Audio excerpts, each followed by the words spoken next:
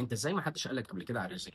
الريزينكو دوت عباره عن كونكريت على ريزن بيعمل لك اي شكل انت عايزه. المهم جوه الحته ديت او جوه القطعه ديت ان هي بتبقى بتلمع صلابه عاليه جدا جدا، شبه الرخام بالظبط. الكونكريت لوحده حلو والريزن لوحده جميل، بس الاثنين على بعض موفرين جدا، وده معناه مشروع مربح قوي لانك هتوفر اكتر من 60% من ثمن القطعه. تاني حاجه انك تقدر تشكله وتطلع منه اشكال زي ما انت عايز، بمعنى ان انت تصب الريزن على الكونكريت وتحطهم في اي قالب او تعمل انت القالب، هيطلع لك قطعه من احلى ما يكون تقدر تنافس بيها في سوق الانتيكات اللي متعطش جدا جدا لاي حاجه جديده وشكلها حلو، واهم حاجه سعرها يبقى مناسب. فانت هتدي للناس حاجه بيدوروا عليها، مش مشهوره، بتكسبك جامد جدا جدا.